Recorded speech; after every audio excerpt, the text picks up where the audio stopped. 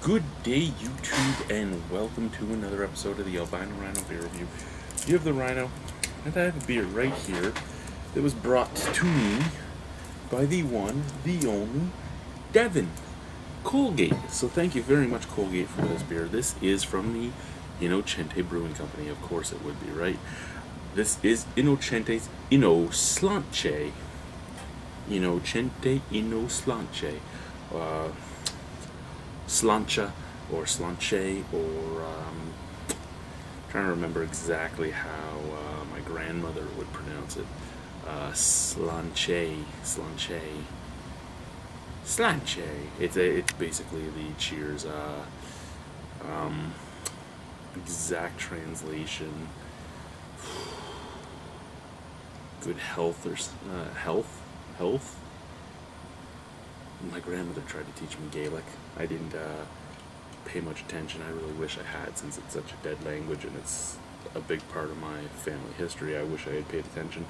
Anyway, so a play on their name too, because Innocente and Inno'slainte sounds a lot the same. This is their Irish Red Ale. 6% alcohol by volume. So, let's pop her open and try it, shall we? Dump that in there. It's in proper glassware, motherfuckers.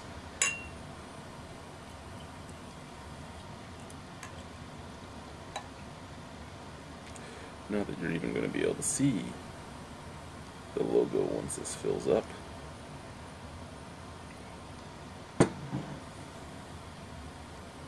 That's ooh, that is nice. Up in the fluorescence, the beautiful ruby red. Down here, it basically looks black, but up here, beautiful, beautiful ruby red.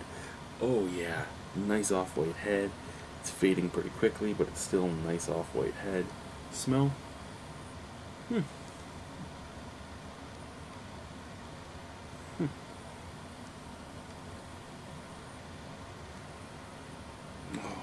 caramel. A touch of fig, touch of raisin as well, and just like a roasted malt. It smells really nice. Let's try it. Cheers. Ooh, it's almost nut brownish.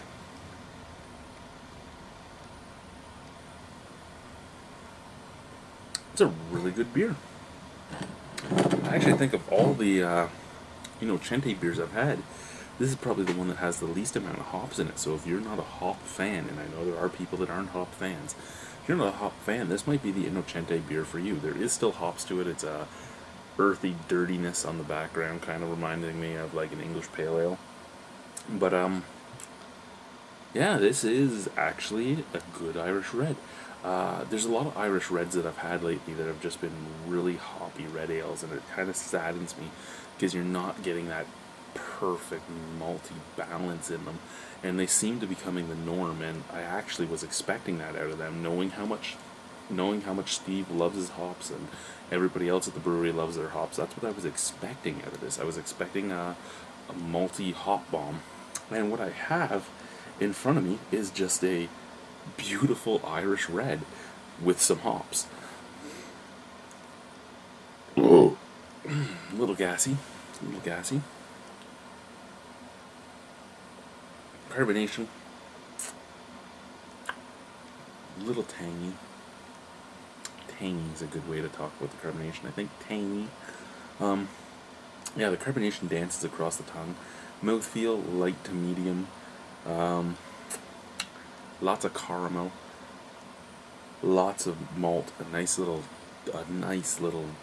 roast to that malt too. You get a little bit of that smoky burn on it, and then your earthy hops on the background. This is just a solid little beer. I've sent 2 bottles of this, and one of my buddies dropped me off after work, and we sat down and we watched the documentary from Homebrew Pictures, Straight Up. And while we were watching Straight Up, I handed him a bottle of this, and he drank it and loved it. So he's also a guy that was big on macro beers, so I'm just bringing that forward to say that even if you're not a big craft beer fan yet, per se, you could really enjoy this, because he did.